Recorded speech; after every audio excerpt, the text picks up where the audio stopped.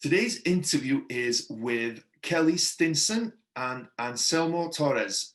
They both work for sustainability solutions, which essentially they work with multifamily owners on reducing their water bill. So there's a really fascinating talk about how they do that, how their business operates, what they found out to be some mistakes people made, what are some of the best practices. So a lot of good stuff in today's interview. So stick around for all of that.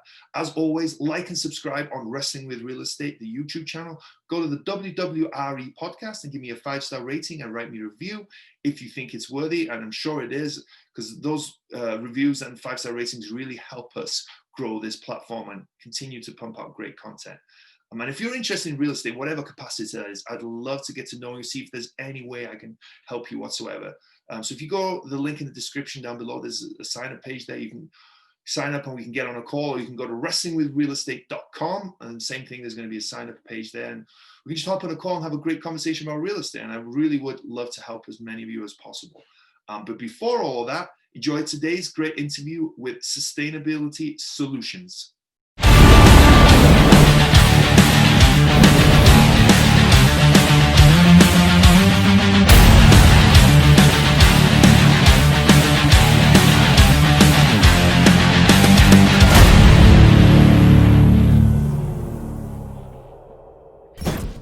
Hello and welcome to Wrestling with Real Estate, where we look to chokeslam all your real estate problems. I'm your host, former WWE wrestler and now Cirque du Soleil performer, and of course, multifamily real estate investor, Barri Griffiths. Now, today we have a cool show because we have two guests, not one, but two for the price of one.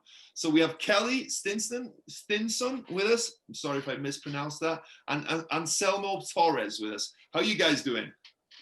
We are fantastic. Yeah, we're like the tag team right here. Yes, right? The duo. I'm outnumbered here right now. I'm a little worried. This might be a match I can't win, so I'm a little worried. Yeah. Well, thank you guys so much for making the time to be here. This is really cool. I'm super excited to jump into today's conversation. Maybe starting with you, Kelly, ladies first, of course. Do you want to give us an idea about your background, what you've been up to, and what you're kind of currently up to these days? Absolutely. Thank you. So super excited to be here.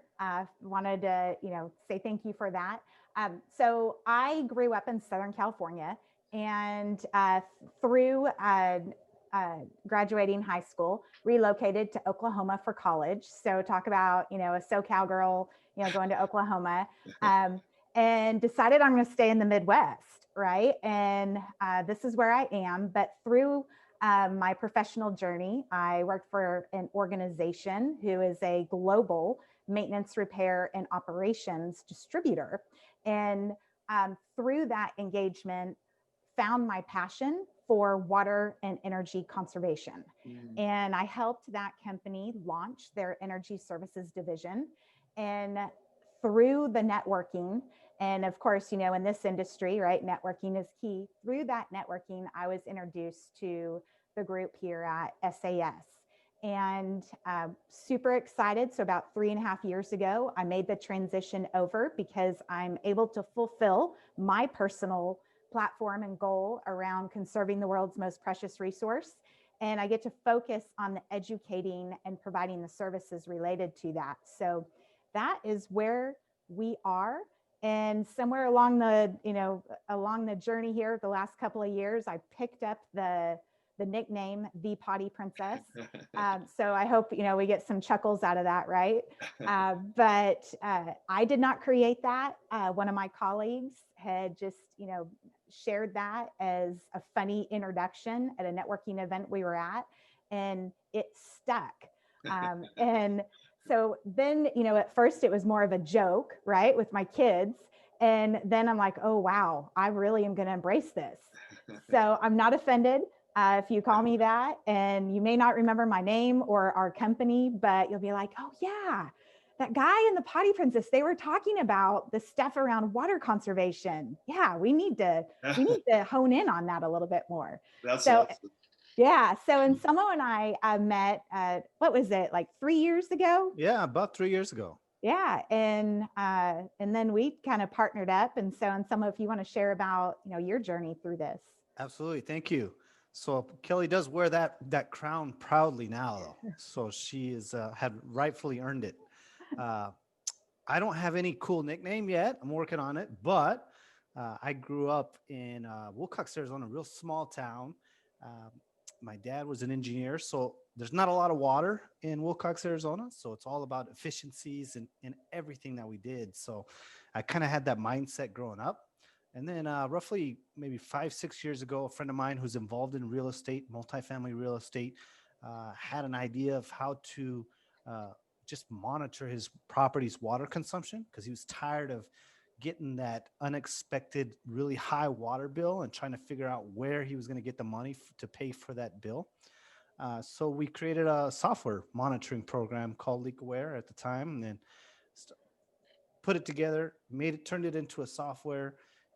It's on over about 300 properties right now, and through that experience, met Kelly and decided, hey, this is a great opportunity for us to partner up together and just really help to fulfill our mission of saving water and helping investors and owners make more money. Yep. That's awesome. That's really cool. Yeah, because I know from owning properties myself, right, the utilities can really kill you, right? Because especially if the owner's paying for it, the tenants don't care, right? They'll let the water run in all day. They'll flush the toilet a million times, right? They're not paying for it, so they don't care. So if there's a way that we can save money and as well, importantly, do something better for the environment, right? Because like Kelly said there, right, water's one of the most valuable resources we have, right? We won't go very far without water, right? If we don't have water to sustain us, we won't be around here much longer. So I think it's a great thing that you guys are doing. Going back to, you said that the software that you created, how does that work? So basically, it was a manual process where the maintenance staff was entering in the meter reading that they were reading at the meter, the water meters, and it would tell them if it was high or low, or if if identified any unusual consumption, any reason for them to react, and being proactive and get ahead of it before that next water bill comes, or that leak starts bubbling up. So really, it was just about being proactive, getting ahead of it before it got destructive. Yeah, that's smart. Yeah, that's that's what you need, right? You don't want the water coming through the ceiling when you realize that that's when you have a leak, right? Yes. That's smart. That's really smart. So what does your company do now? What is your I know it's water Conservation. Yeah, thank you, Kelly. Thank you. It can be a tongue twister for Thank sure. you for saving me there. You're gonna let me struggle a little bit. How do you guys go about that? How do you guys work with you guys work with multifamily owners mostly, right? Is that the case? We do. That's the core of our business. So our legal name is Sustainability Solutions, but that is a mouthful. So we go by SAS, and we are a nationwide service provider. And our core clients that we focus with are multifamily property owners and management firms, as well as hospitality. We're also in some other channels as well, like military housing, student housing, but really the core where Anselmo and I are, what we feel, very strong resources would be in the multifamily sector. So through that, we work with property owners on identifying those interior inefficiencies that are specific to the toilets, the shower heads, and the faucets. Because a lot of individuals don't recognize that when you're looking at your indoor water usage on a property, that 24% of that is actually attributed to your toilets, and 20% of that is attributed to the shower use. So being able to ensure that you're running the most efficient products, also that you're managing any type of water loss that might be occurring with some of those inefficient fixtures. And that's where, just like you had mentioned, Barry, that around like an all bills paid property, when you scale that across, a 30 unit, 60 unit, 200 plus unit property, if 6% of those toilets are leaking, that is money that is eroding your NOI. And at that point, you may not be able to sustain distributions for your investors. So we also work with a lot of clients who have RUBS on their property where they are billing back either a percentage or a flat fee. So there are quite a few different options around that. But the biggest piece is inside of, those properties that are typically built before, like 1995 and are like Class C, Class B properties. That's where your key candidate's going to be. And then our crews will come in and remove all those inefficient fixtures and put all the new ones in, right? Yeah. So that's cool. Yeah, that's awesome. Yeah, absolutely. Like you said, over, especially larger properties, any property really, right? Even if you have a 4-unit, any amount that you can save is money that you make, right? But over a course of 200 properties, if you have 200 bathrooms, toilets, showers that, aren't running efficiently, that's huge. That can really, really add up over 200 units, right? And you can really, like you said, increase the value to investors, but increase the value of the property and returns to you as the general partner itself. So I think this is fascinating to me. This is really interesting. I'm so happy you guys are on. Yeah, So one thing too, what I like is that there's a lot of people out there that are looking at, hey, I'm not just going to add 5% on my budget for next year on my water and sewer expenses. Mm-hmm. How can I reduce that consumption so that I don't have to pay as much? mm-hmm. And that's where they start engaging us, because it's not so, the easy thing isn't just, oh, let's add 5% or let's add 10% and carry on, right? Yeah. So they're looking at that expense line, and that's where they're engaging with us. Yeah, because as multifamily investors, especially value add, you're looking for that value add, right? Ways to create value. And a lot of times it's finding units that need work and renovate that up. But something like this can be huge in itself. It can be a huge value add in itself. What kind of savings do you kind of see that, I know this is a generalized question, but that an owner can make by implementing you guys' strategy and having you guys come in and do those things? Yeah.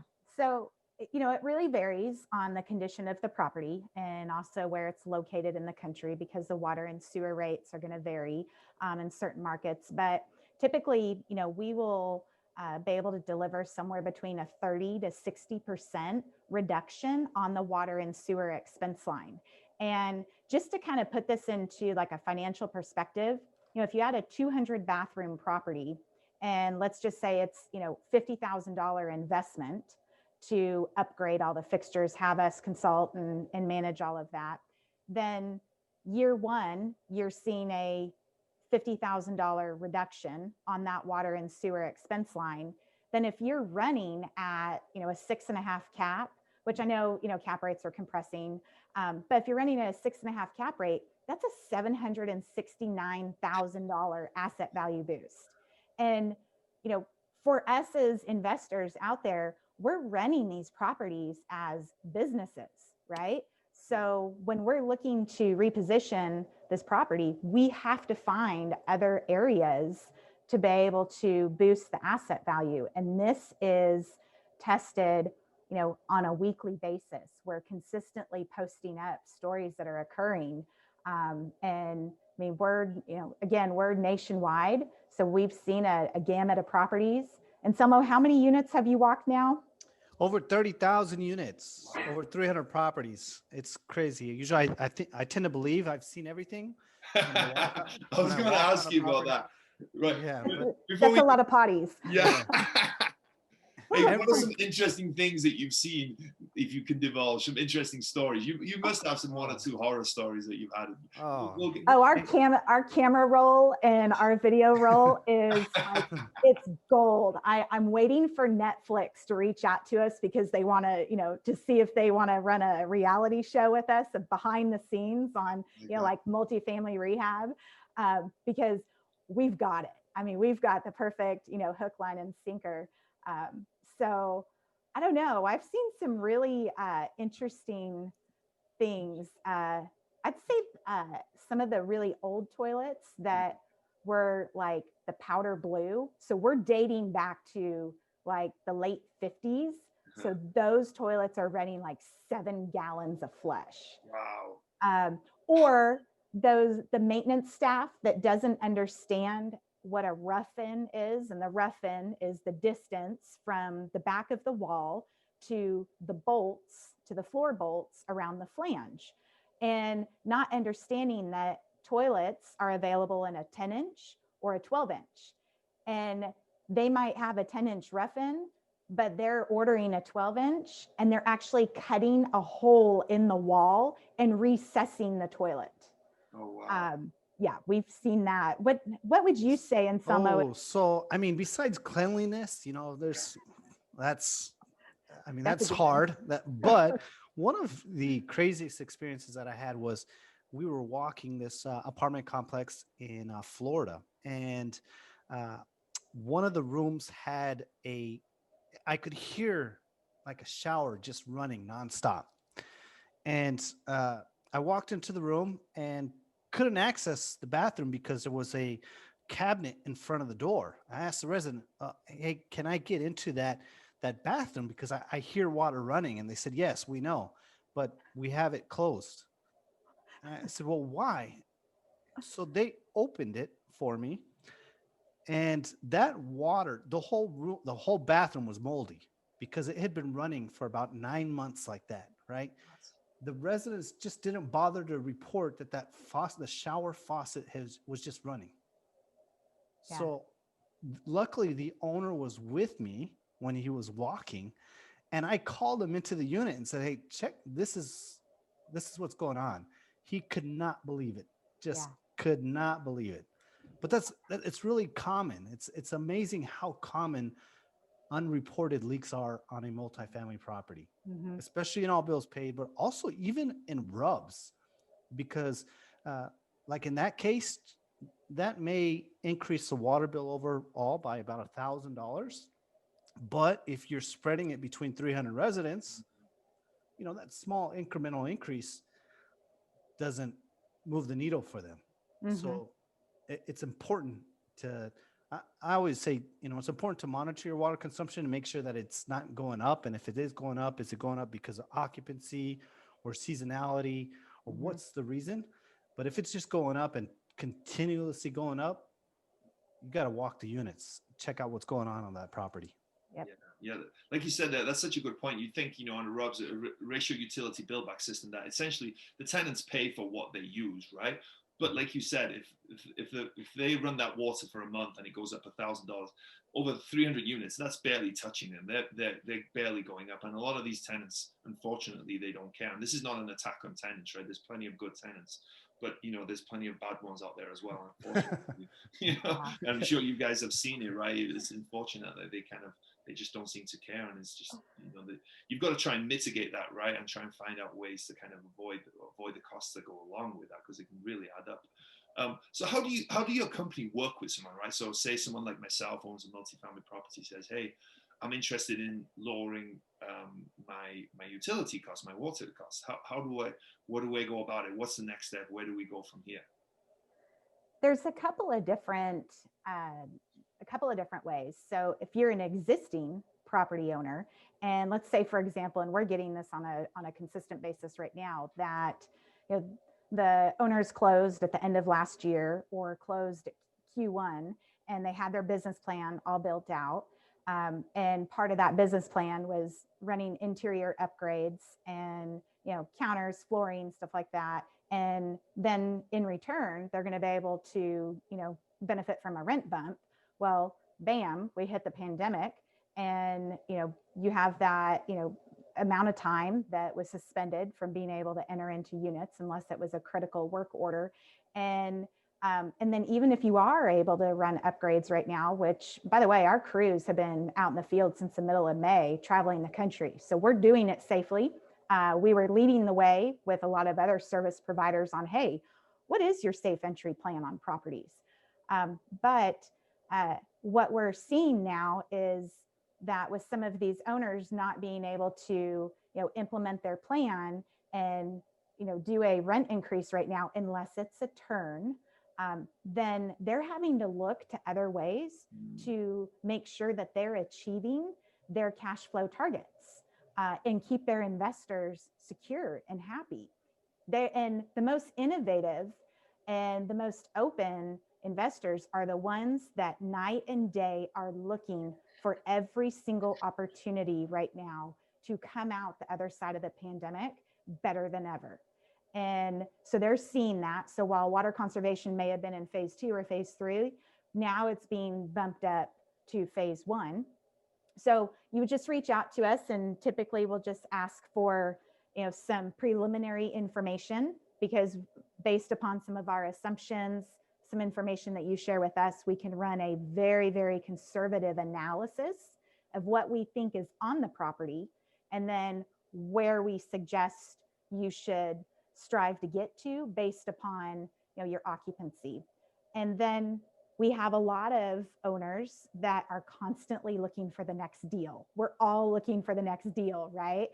And they're looking for ways to sharpen their pencil and make sure that they are delivering the most competitive offer, so they don't get into the final the final 2 and having to do a final bid on it. So they will reach out at that point of submitting an offer, and we will run some analysis. Even if it's on market, off market, we keep everything confidential. Quite often we have multiple investors calling us about the same property. There's a property that listed yesterday in the DFW market, and we've already had 6 different individuals reach out today about it. And I'm like, we already have the proposal. So we are delivering the same proposal to everybody. So that way it's consistent, but we don't share, we keep that confidential.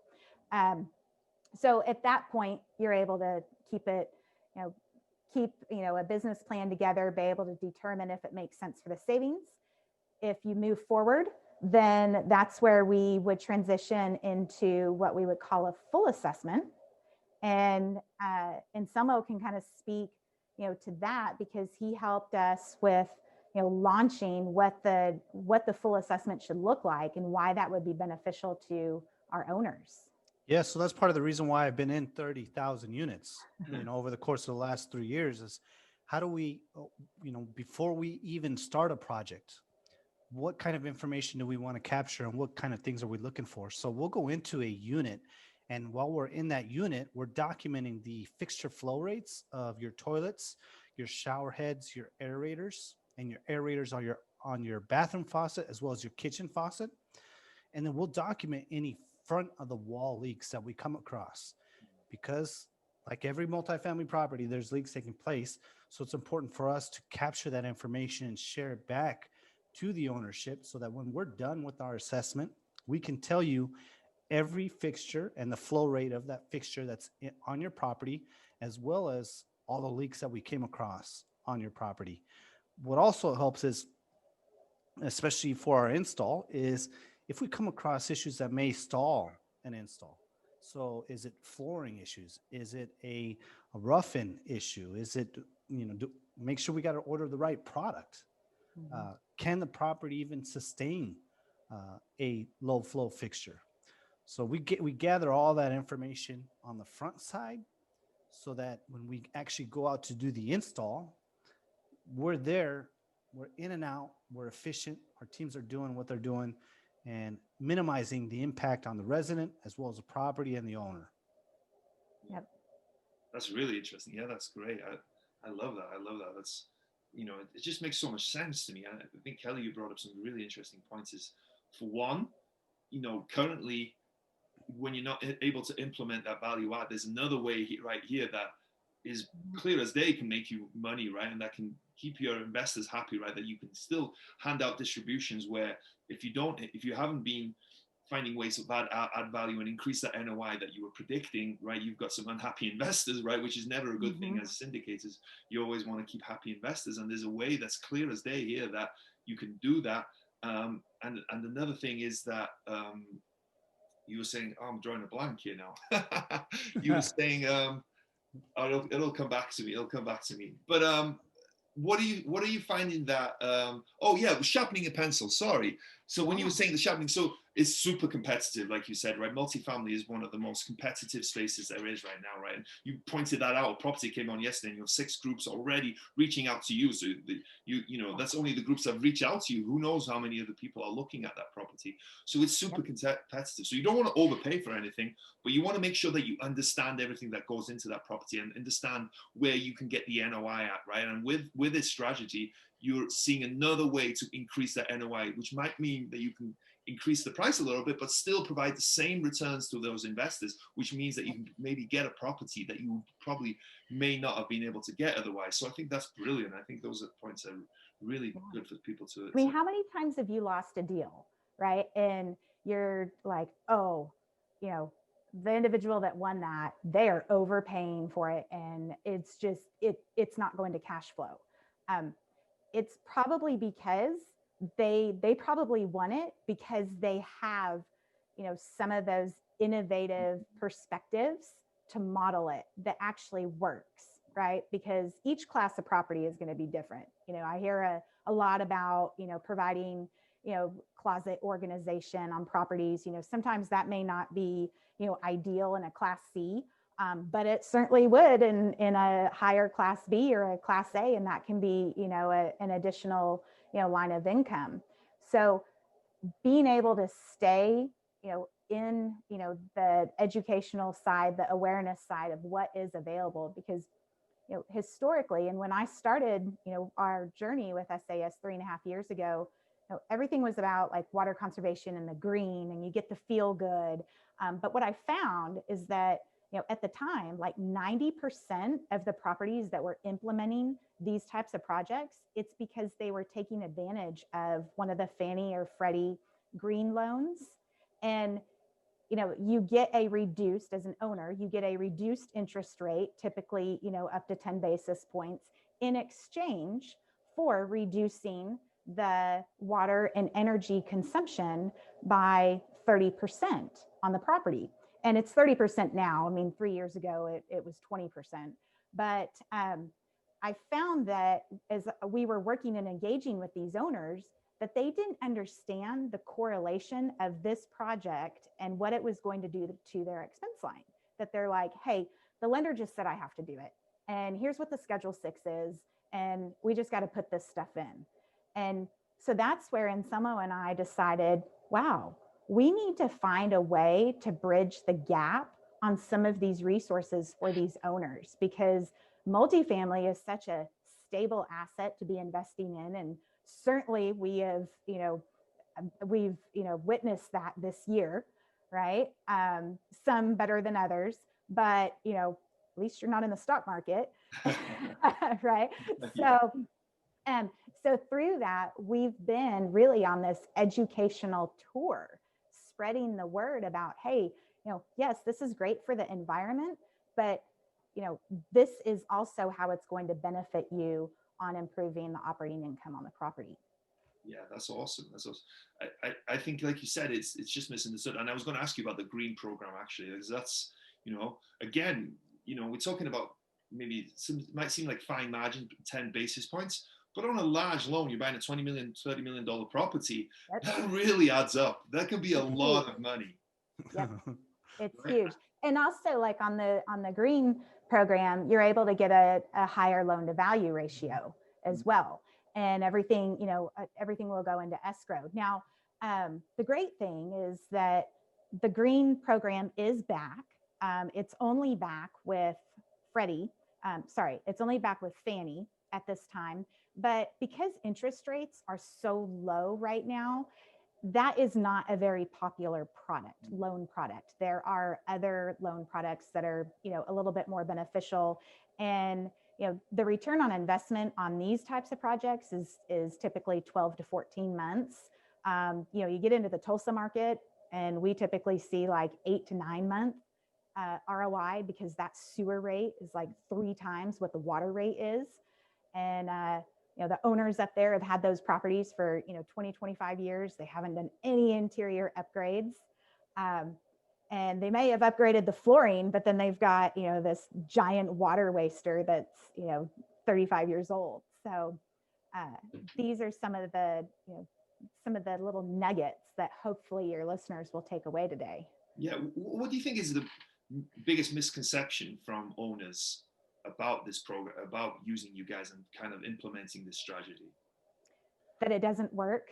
Oh, really? And that it causes more problems than what it's worth. I can't even express to you how many different chat groups I'm involved with out there on social media where I see this about the sewer lines being backed up, and it's it's because of something that was sent down the toilet, or they purchased an inefficient toilet that the quality of it just can't carry the waste down the line.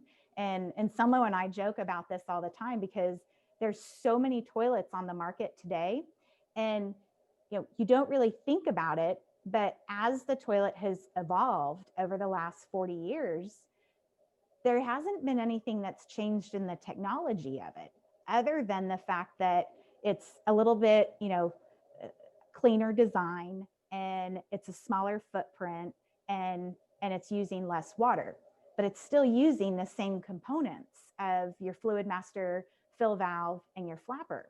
And so you're expecting it to push the same amount of waste, but with less water, and there's no additional technology behind it. And that's one of the reasons why we only install the Niagara branded products, because they actually re-engineered the toilet and created a patented design between the tank and the bowl that when you're in between flushes, it creates an air pocket in the back of the trapway. So when you release the flush, it's like siphoning, it's releasing that air pocket and siphoning the waste out. And then it's using only 0.8 gallons to rinse the waste and push it down the line. And it has a powerful flush, like, the power of an airplane toilet, but it's very quiet. And that's why it's called the Stealth. It's very quiet, and it has the furthest line carry of any other toilet out there. And that is really important when you're working on, a Class C property, especially when that's, built in the 60s or 70s, because you have to make sure that you get that waste down the line. So that's probably one of the biggest misconceptions that we see out there, is that, hey, these low flow toilets, you end up having to double flush anyway. That's not the case. It's the product. And that's part of what drives us, the mission to educate. And I'll say too, the last 10 years, a lot of people have done really well, right? It's been easy to do really well in the last 10 years.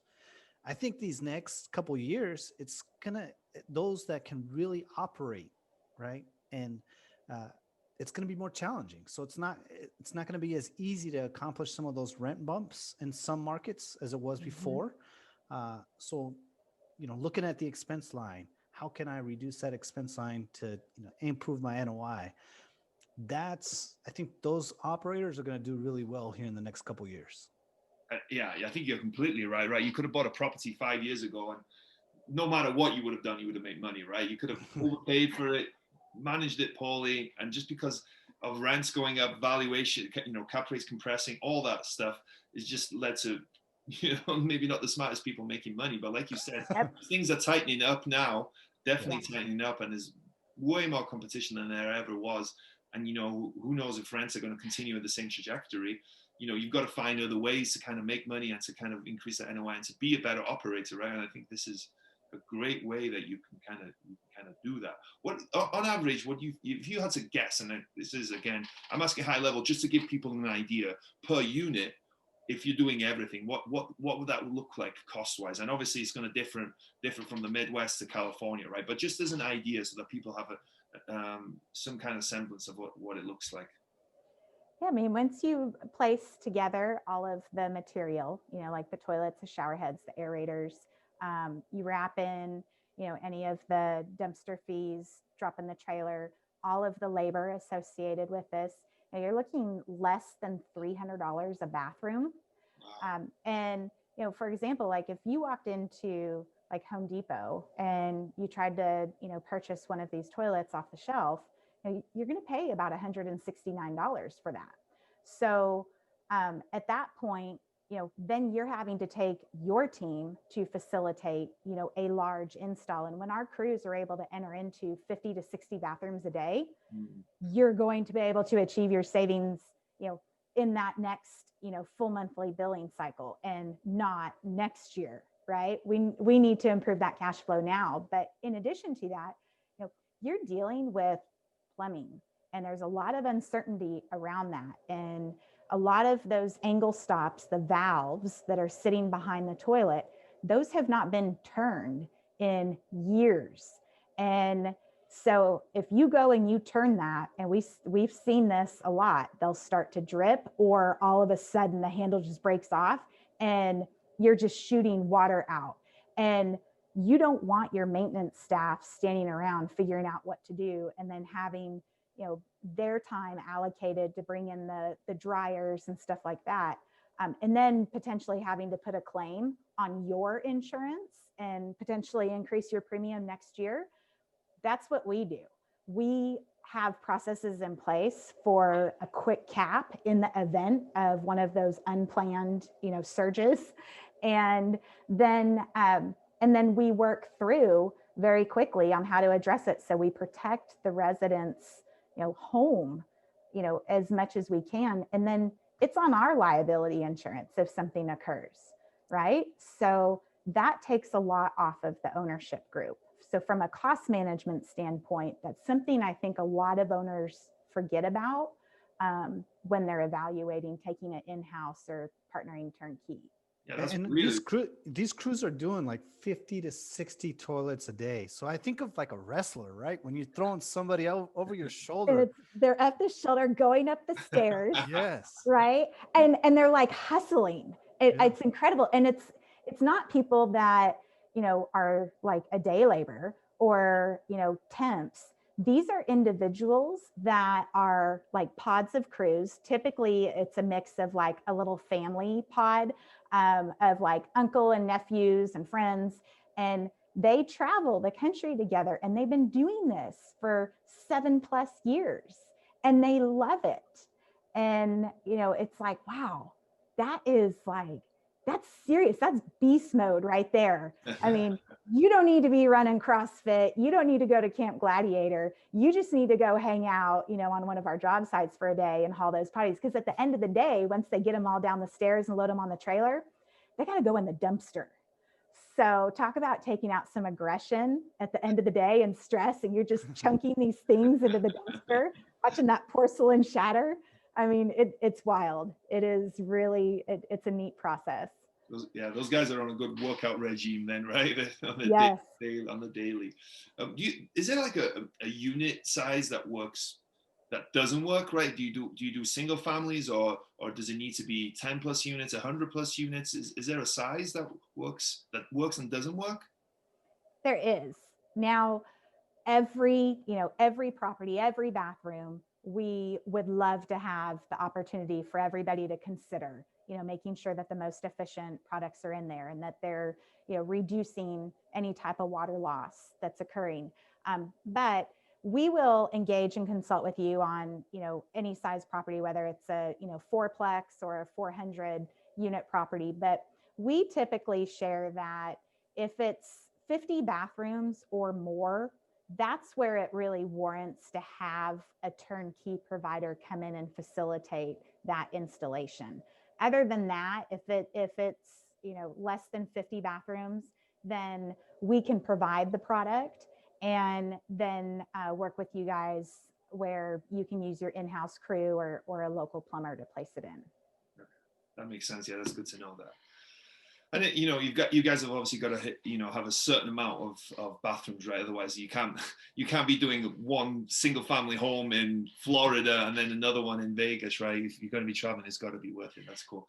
Wow, this has been so interesting. I love this. I think any way that you can increase the NOI, and and of course let's not forget about the environment, right? Because the less water that's turning, the better it is for the environment. It's a win-win for everyone. It's a great model. So I'm happy about that. But this is the part of the show where we get into the wrestling related real estate questions, and it might be slightly different for you guys here today, but it's involving your business, that's for sure. So the first question is, and this is going to go to Kelly, what would your wrestling name be? I think you touched on it earlier, but so I think you have something lined up. What would your wrestling name be if you picked one for yourself?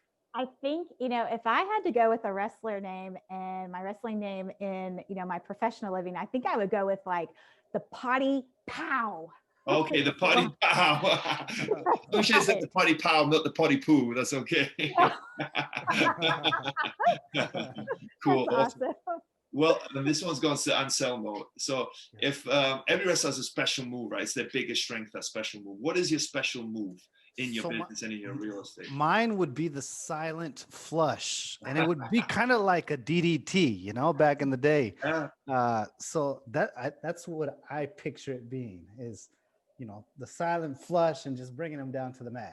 Awesome. You guys, I'm sure, provide that, right?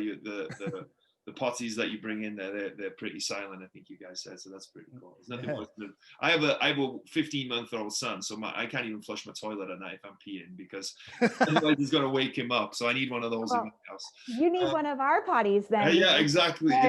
They're one of the most quiet on the market. Yeah, exactly, definitely. What's been the biggest body slam, Kelly, that you think you've had in this business so far, or in anything in general? I think the biggest body slam that I've experienced in this particular business is being able to address the difference of the calculations from some of our other friends in the industry, because we do take a very conservative approach. And also with any of our calculations, we will partner with any of our clients and back you in to the calculations down to the number of flushes a day per toilet, down to the number of minutes per average that you're taking a shower. So you can see that calculation. And as a matter of fact, like today, we are working through something today where one of our other friends, I think they've modeled something a little bit different because their projected savings is like 35% higher than our projected savings. And I'm trying to back into those numbers. So anytime these numbers have this big delta, I'm like, oh, how is this happening? Because my fear is that somebody's going to take that number and they're going to underwrite it. And then they're going to come out the other side and implement the program and go, oh, I'm not seeing the savings, right? So that is definitely, that's almost a daily type. And that's why we're on that, journey of education. Yeah. And I love that you take so much pride in that. And that's something that, concerns you. That just shows integrity of you guys and how you guys are working. So I love that. So Anselmo, was there a moment that you were standing on the top rope, getting ready to jump, but you were too scared? What was it and how did you overcome it? I feel like that happens a lot. And but the thing is now I think with age and experience, you realize that if the worst thing that can happen is somebody tells you no, it'll be okay. So we're in a sales game, right? And so it is for us. We're dealing with investors, owners, and I used to take no's a little bit more personal. But now, or even being fearful of even hearing a no, right? So I wouldn't even approach the subject with them now. But now I feel like I'm getting to that top buckle a little bit more because I have the confidence and I have the experience to get up there and jump with confidence. So I think that's the biggest thing, especially, being in this industry for, 3, 4, 5 years, having the experience, seeing the things that I've done. I think it gives me that ability to get to that top buckle and jump without fear. Awesome. Yeah, that's cool. You just do it over and over again, right? And like you said, after a while, it's just a no, right? And it's not going to kill you, right? A no is not going to kill you. So that's awesome. That's awesome. Guys, this has been so much fun. This has been so interesting. Like really, really, this is just, I don't think it's talked about enough, right? And I'm happy you're on here to kind of educate people and to kind of open people's eyes. And I think it's such a viable option and almost a necessary option that you should be taking. You're leaving money on the table by not using and utilizing this system and these programs that you guys are putting out there. So I think it's awesome. So if people want to find out more about you and your company, how can they find out more about your company? How can they get in touch with your company? So, of course, you can reach out to our website. And if you hit the contact us now in there, that drops into my email directly. And our website is sasconserve.com. And also connect with me out on Facebook or on LinkedIn, because I am engaging and posting content that may be beneficial along the way, especially with any of those new listings. Usually we'll put a plug about that. But you can find me through my tagline, which is hashtag the potty princess, and make sure you put the in front of that to get to me. Okay, awesome. I'll put all those in the show notes in the description so everyone can get in touch with you. Well, Kelly and Anselmo, thank you so much, guys. That was awesome. That was a lot of fun, a lot of education, and really, really interesting. So I really appreciate you guys taking the time. Yeah, thank you for having us. It's awesome to be on your podcast. So Yes, thank you so much. My pleasure. My pleasure. Have a great day, guys.